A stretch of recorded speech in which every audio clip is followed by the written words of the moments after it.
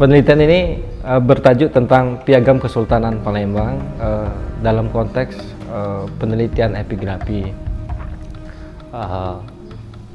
Prasasti-prasasti yang akan kita teliti ada 3 buah. Awalnya ada 3. Yang pertama itu koleksi dari Museum Bala Putra Dewa yang dinamakan Piagam Padang Ratu. Yang kedua dan 3 itu koleksi dari Museum Sultan Mahmud Badarudin II. Itu belum ada namanya, tapi ada nomor inventarisnya. Nah, penelitian ini beranggotakan 4 orang peneliti, sekaligus ada 2 orang mahasiswa, yaitu yang pertama Ibu Retno Purwanti dan Mas Titet Fauzi Rahmawan dari Balai Arkeologi Sumatera Selatan, dan 2 mahasiswa UIN Raden Patah, Mas Ari Gunawan dan Mbak Wulandari Eka Pratiwi. Nah, penelitian ini juga melibatkan 2 narasumber yang kompeten terkait dengan Islam dan terkait dengan epigrafi. Yang pertama adalah Bapak Nurhuda Ali. Beliau adalah dosen di Fakultas Adab dan Humaniora Universitas Islam Negeri Raden Patah Palembang. Dan yang kedua adalah Mas Cahyono Prasojo, epigraf, dosen dan epigraf dari Universitas Gadjah Mada, Yogyakarta. Penelitian ini dilakukan dalam rangka untuk membaca ulang beberapa prasasti atau piagam tersebut, karena awalnya sudah dilakukan pembacaan oleh para ahli sebelumnya, yaitu Pak Masih Suhadi dan Bapak Lukman Hakim. Oke, hari pertama penelitian Destadi ini dimulai dari Museum Sultan Mahmud Badarudin II. Jadi awalnya memang terdata ada 2 piagam masa residen Belanda ya. Namun ketika kita penelitian rupanya ada 3. 2 yang dari keresidenan Belanda dan 1 dari masa kesultanan. Kayak sepertinya kalau dibaca dari capnya itu dari eranya Sultan Mansur. Nah, jadi kalau dilihat dari bahannya sendiri, kita lihat untuk yang zaman keresidenan Belanda itu menggunakan bahan kata Pak Brandes itu silver atau perak. Tapi kita menduga bukan perak, melainkan timah. Jadi bahannya timah karena tempat bahannya itu terlampau dekat kan di Pulau Bangka dan Belitung. Nah, yang sementara yang satunya lagi, yang ketiga itu berbahan tembaga. Nah, lanjut di hari kedua kita penelitian di Museum Bala Putra Dewa. Kita mendapatkan 1 piagam yang disebut dengan Piagam Padang Ratu. Menarik memang permasalahan Piagam Padang Ratu ini, karena memang di tulisan Pak Masih Suhadi tahun 1998 dan penelitian dia di tahun 94 itu berbicara piagam itu diberi nama Piagam Sukabumi. Jadi entah kenapa nanti diubah oleh teman-teman museum menjadi Piagam Padang Ratu.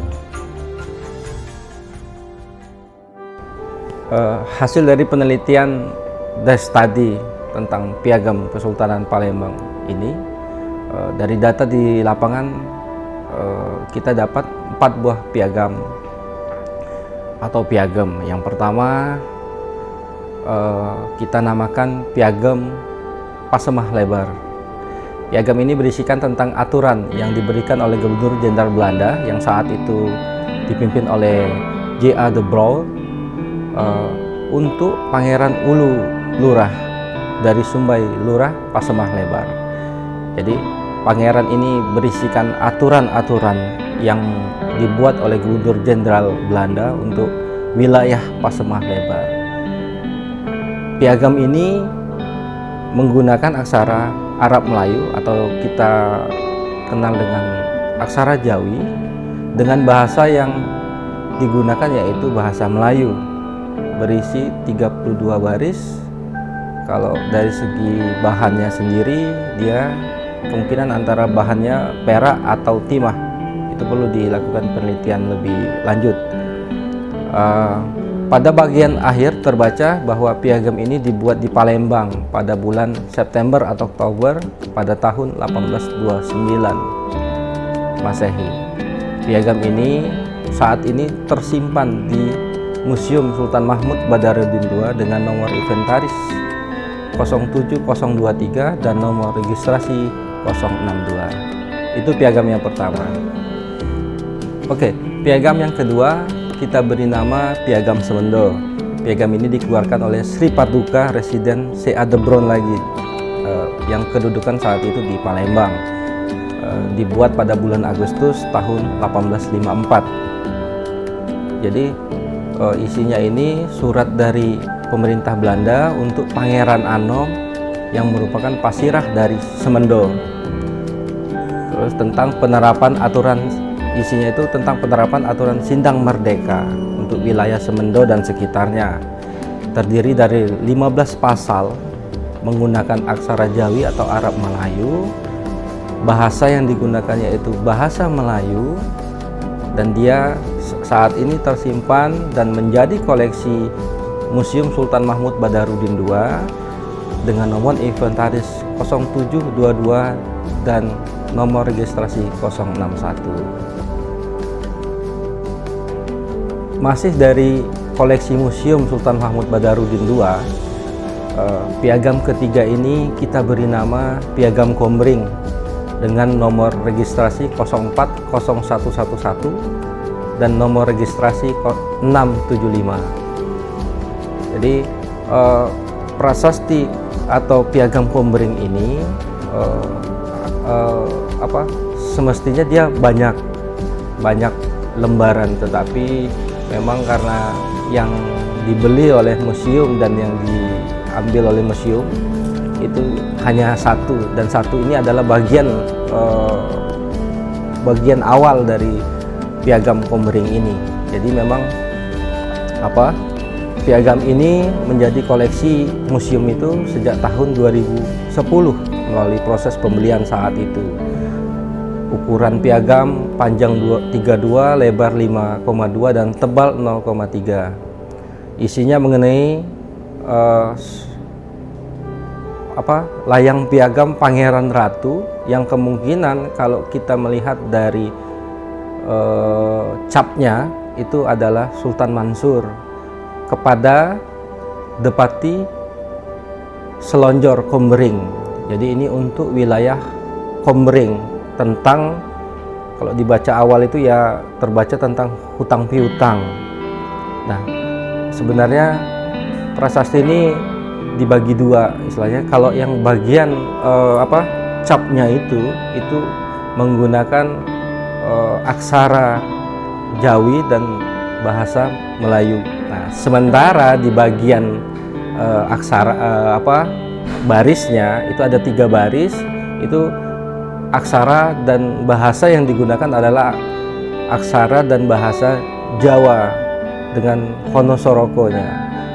Nah, kemungkinan Piagam Kombring ini dibuat oleh Sultan Mansur itu pada tahun 1115 Hijriah, atau kalau kita kolaborasikan ke Masehi itu sekitar tahun 1703. Yang terakhir adalah yang keempat, Piagam Tanjung.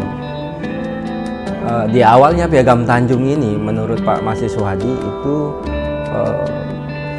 berasal atau dinamakan sebagai Piagam Sukabumi. Namun kemudian ketika pihak Museum Balaputradewa membelinya, itu dinamakan Piagam Padang Ratu.